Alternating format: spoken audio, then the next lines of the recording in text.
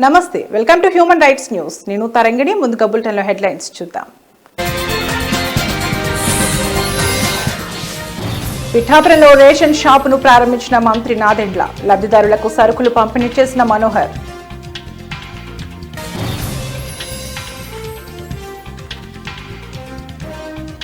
ఆగని రాజన్న కోడెల మృత్యు ఘోష. ఈరోజు మరో 5 కోడెల మృతి.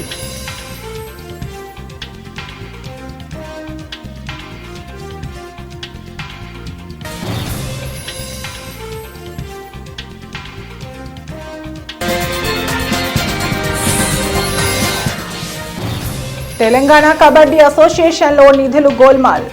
1.20 కోట్లు దుర్వినియోగం చేశారని ఆరోపణ.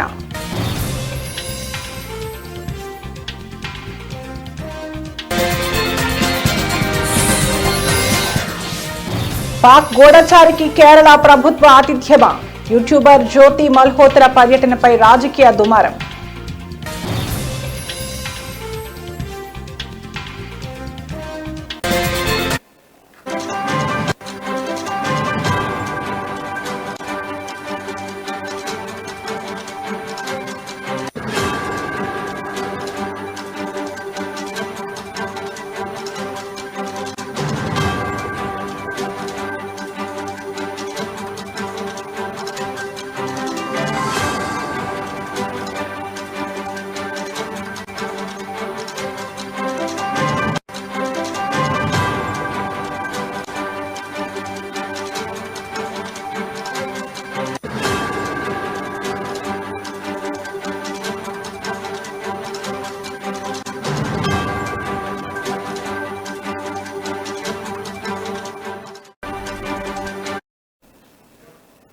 బ్రేకింగ్ న్యూస్ చూస్తున్నాం. రాజన్న సిరిసిల్ల జిల్లా వేములవాడ రాజన్న ఆలయానికి చెందిన తిప్పాపురం గోశాలలో కోడెల మృతులు ఆగకుండా కొనసాగుతుండటంతో ఆగ్రహావేశాలు వెల్లువెత్తుతున్నాయి. గత కొన్ని రోజులుగా తరచూ కోడెలు మృత్యువాత పడుతున్న ఘటనలపై ప్రజలు తీవ్ర అసంతృప్తి వ్యక్తం చేస్తున్నారు. ఈ రోజు ఉదయం కూడా మరో 5 కోడెలు మృతి చెందగా గత 2 రోజులుగా తీసుకుంటున్న చర్యలు ఫలితం లేకుండానే మృతుల సంఖ్య పెరిగిపోతోంది. గోశాల నిర్వహణపై తీవ్ర అనుమానాలు, నిర్లక్ష్య ఆరోపణలు వెల్లువెత్తుతున్నాయి.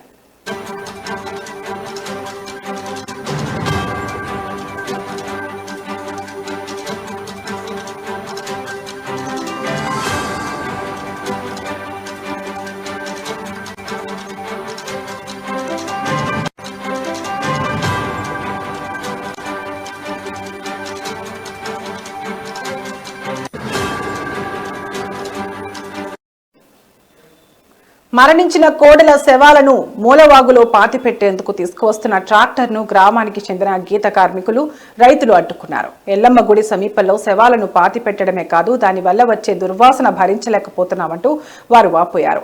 రైతులు మాట్లాడుతూ ఈ గోశాల వల్ల తమ వ్యవసాయ పనులు ప్రభావితమవుతున్నాయని, శవాల వల్ల భూమిలోనూ నీటిలోనూ కలుషితం ఏర్పడుతోందని ఆవేదన వ్యక్తం చేశారు.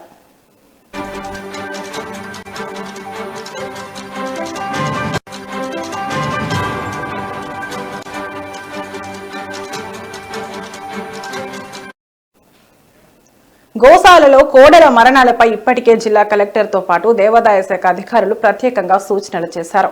అయినప్పటికీ గోశాల సిబ్బంది నిర్లక్ష్యంగా వ్యవహరిస్తున్నారని వేటూరి ప్రాంతంలోని భక్తులు ఆరోపిస్తున్నారు.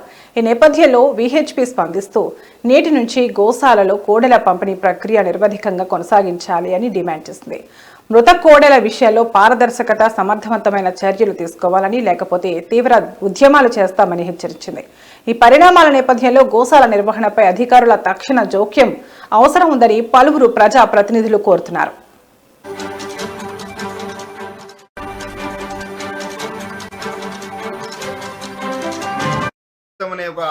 ప్రసిద్ధిగాంచిన సాంప్రదాయం ఈ రాజన్న ఆలయం ఉంది. మరి పేదలు వారి కోరికలు నెరవేరిన వెంటనే మరి కొల్లాలను తీసుకొచ్చి ఈ రాజన్నకు మొక్కులు అప్పచెప్తా ఉంటారు. మరి వాటి సంరక్షణను చూసుకోకుండా అధికారులు మరి నిన్న ఒక 5 కోడలు చనిపోవడం జరిగింది. ఈరోజు 10 కాక చనిపోవడం జరిగింది. మరి ఇంకా తెలియకుండా ఎన్ని కోడలు చనిపోయాయో తెలియదు. అధికారులు ఉన్నారు. మరి ఈ రాజన్న భక్తులకు ఎలాంటి సౌకర్యం కల్పిస్తారో ప్రజలంతా కూడా అర్థం చేసుకోవచ్చు. మరి కోడ టికెట్ల మీద కోట్ల ఆదాయం వస్తున్నా మరి ఆదాయం ఉన్న శ్రద్ధ ఆ కోడలను రక్షించడంలో ఈ యొక్క ఆలయ అధికారులు మరి వారి యొక్క బాధ్యత ఏందో ప్రజలందరికీ ముందు తెలుస్తూ ఉంది. మరి మీరు గతంలో మరి మంత్రి గారు చెప్పారని చెప్పి, దేవాదాయ శాఖ మంత్రి గారు చెప్పారని చెప్పి కోడెలను కలయబరాలకు తరలించడం జరిగింది. మరి ఎంత ఘోరం! మరి పేదలు మరి ఆత్మ గౌరవంగా మరి రాజన్నకు నెరవేరిన కోడెలను కట్టేస్తే మీరు కలయబరాలకు జరిగిస్తే వాటిపై మేము బీఆర్ఎస్ పార్టీ పక్షాన నిలదీస్తే ఇంతవరకు స్పందన లేదు. ఒక్క అధికారి కూడా సస్పెండ్ చేయలేదు. మరి ఇప్పుడు కోడెలను వారి యొక్క ఆదాయం వరకే వాడుకుంటున్నారు తప్ప మరి వాటిని సంరక్షించడంలో ఆలయ అధికారులు విఫలమయ్యారు. మరి ఈ బురదమయంగా ఏదైతే కోడెలు ఒక 1200 కోడెలను 600 పట్టే కోడెలలో ఇరుకుగా పెట్టి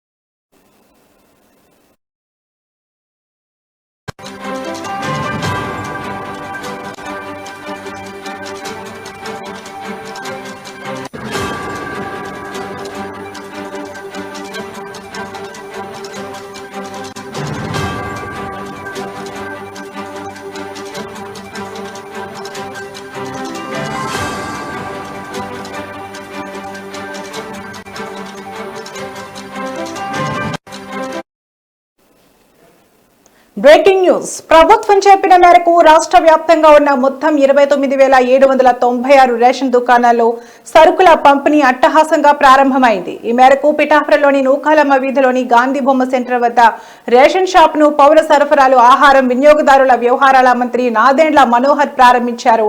ఈ సందర్భంగా ఆయన మీడియాతో మాట్లాడుతూ రాబోయే రోజుల్లో రేషన్ షాపులను మరింత అభివృద్ధి చేస్తామని తెలిపారు. రేషన్ దుకాణాల వద్ద సీసీ కెమెరాలు ఏర్పాటు చేసి వినియోగదారులకు అన్ని సౌకర్యాలు కల్పిస్తామని పేర్కొన్నారు.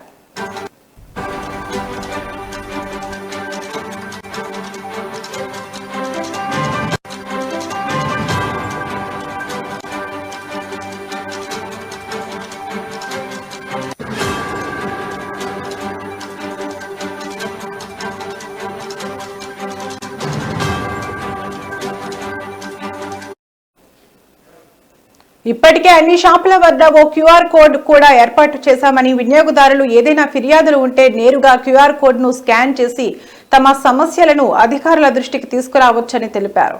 సరైన సమయానికి రేషన్ తెరవకపోయినా, తూకంతో పాటు క్వాలిటీలో ఎలాంటి తేడాలు ఉన్నా, ప్రజలు ఎలాంటి ఫిర్యాదు వచ్చినా వెంటనే ఏమాత్రం ఆలస్యం చేయకుండా డీలర్లపై కఠిన చర్యలు తీసుకుంటామని వార్నింగ్ ఇచ్చారు. ఇక దివ్యాంగులు, వృద్ధుల కోసం సెపరేట్ వాట్సాప్ గ్రూప్ క్రియేట్ చేశామని తెలిపారు. రేషన్ షాపు డీలర్లు నేరుగా వాళ్ల ఇళ్లకు వెళ్లి సరుకులు ఇచ్చి ఆ ఫోటోలను వాట్సాప్ గ్రూప్ లో పోస్ట్ చేయాలని అన్నారు.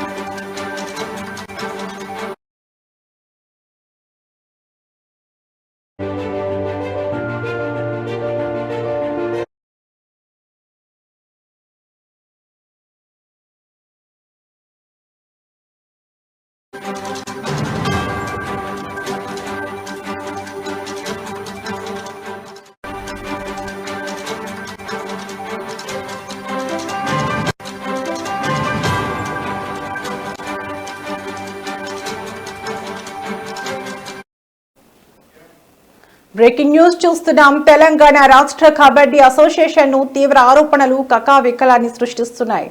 అసోసియేషన్ లో కోట్లాది రూపాయల నిధుల దుర్వినియోగం అయ్యాయని జాతీయ కబడ్డీ క్రీడాకారుడు, మాజీ సంయుక్త కార్యదర్శి తోట సురేష్ ఆరోపించారు. ఈ మేరకు ఆయన హైదరాబాద్ అబిడ్స్ పోలీసులకు అధికారికంగా ఫిర్యాదు చేశారు.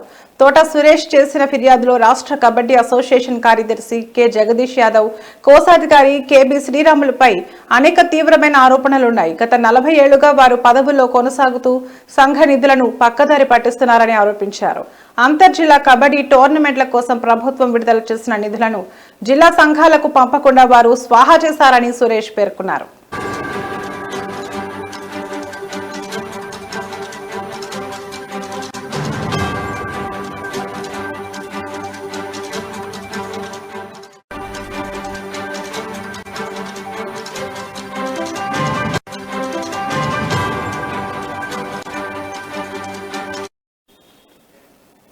అసోసియేషన్ కు అధికారికంగా ఒకే బ్యాంకు ఖాతా ఉన్నప్పటికీ అదనంగా అనధికారిక ఖాతా ఓపెన్ చేసి దాదాపు 60 లక్షల రూపాయలు విత్డ్రా చేశారని ఆయన ఆరోపించారు. స్పోర్ట్స్ అథారిటీ ఆఫ్ తెలంగాణ అందించిన నిధులను సైతం వీరు దారి మళ్లించారని సురేష్ తెలిపారు. 2021లో సూర్యాపేటలో జరిగిన జూనియర్ నేషనల్ కబడ్డీ టోర్నమెంట్ కోసం విడుదలైన 1.20 కోట్లలో 50 లక్షలను వ్యక్తిగత అవసరాలకు వాడుకున్నారని అన్నారు. ఏజీఎం ఈసీ సమావేశాల నుంచి ముందస్తు అనుమతులు తీసుకోకుండానే సంఘ నిధులను జగదీష్ యాదవ్, శ్రీరాములు ఇష్టారీతిన వాడుకుంటున్నారని ఆరోపించారు.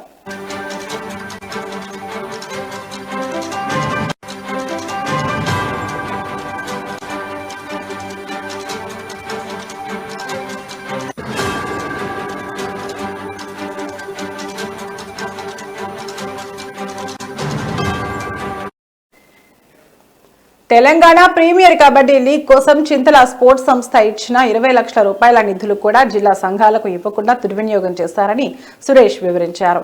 ఈ అక్రమాలను ప్రశ్నించినందుకే తనను మహబూబాబాద్ జిల్లా కబడ్డీ అసోసియేషన్ నుండి అన్యాయంగా తొలగించారని సురేష్ ఆవేదన వ్యక్తం చేశారు. తన ఫిర్యాదుతో నిధుల వినియోగంపై పూర్తిస్థాయి దర్యాప్తు జరిపి బాధ్యులపై చర్యలు తీసుకోవాలని ఆయన కోరుతున్నారు.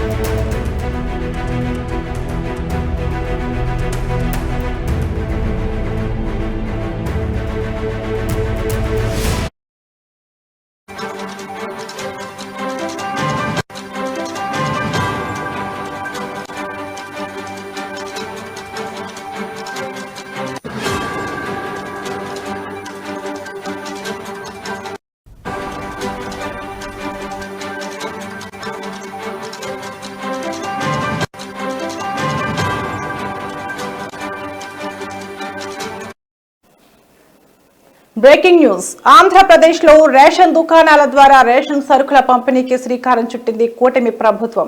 నేడు ప్రజలకు రేషన్ రైస్ పంపిణీ చేశారు. అయితే ఈ వ్యవహారంపై మాజీ సీఎం వైఎస్ జగన్ ఎక్స్ వేదికగా స్పందించారు.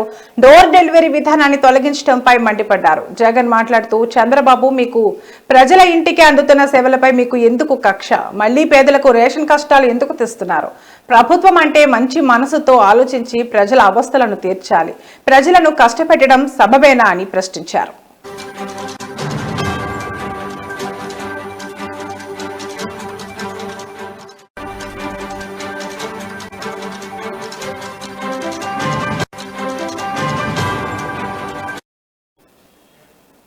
ప్రభుత్వ సేవల డోర్ డెలివరీ విధానాన్ని సమాధి చేయడం విజన్ అవుతుందా? వైసీపీ తీసుకొచ్చిన 9,260 రేషన్ వాహనాలపై ఆధారపడ్డ దాదాపు 20,000 మంది బీసీ, ఎస్సీ, ఎస్టీ, మైనార్టీల పొట్ట కొడుతున్నారు. వారి కుటుంబాలను రోడ్డున పడేయడం ఎంతవరకు సమంజసం? ఈ ప్రభుత్వానికి మానవత్వం ఉందా?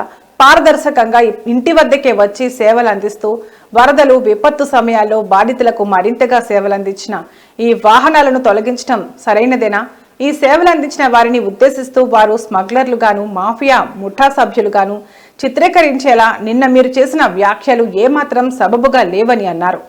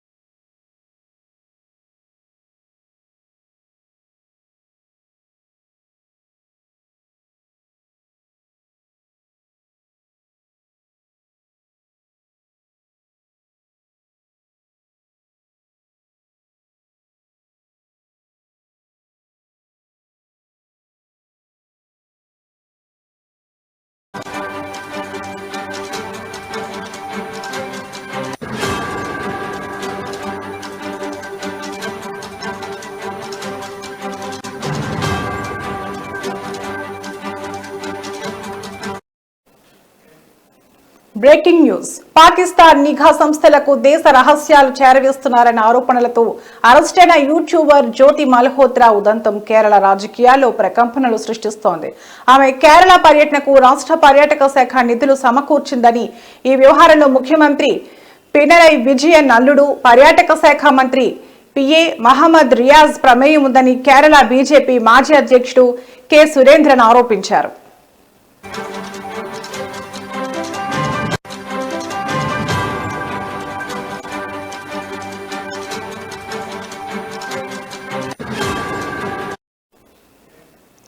పినరై విజయన్ అల్లుడు రియాజ్ నేతృత్వంలోని కేరళ పర్యాటక శాఖ పాకిస్తాన్ గూఢచారిగా ఆరోపణలు ఎదుర్కొంటున్న జ్యోతి మల్హోత్రా కన్నూర్ పర్యటనకు స్పాన్సర్ చేసింది.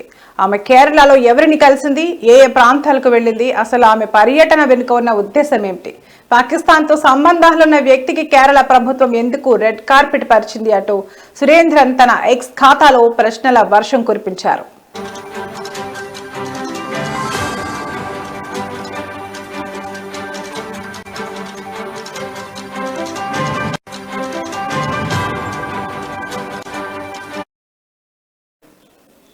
పాకిస్తాన్ నిఘా సంస్థ ఏజెంట్లకు భారతీయ మొబైల్ సిమ్ కార్డులు సరఫరా చేస్తున్నాడన్న ఆరోపణలపై ఖాసిం అనే వ్యక్తిని పోలీసులు ఇటీవల అరెస్ట్ చేశారు. తాజాగా పాకిస్తాన్లోని ఓ వార్తా సంస్థకు ఖాసిం ఇచ్చిన ఇంటర్వ్యూ వీడియో ఒకటి వెలుగులోకి వచ్చింది. ఈ వీడియో ద్వారా ఖాసిం గతంలో పాకిస్తాన్లో పర్యటించినట్లు అధికారులు ధృవీకరించారు.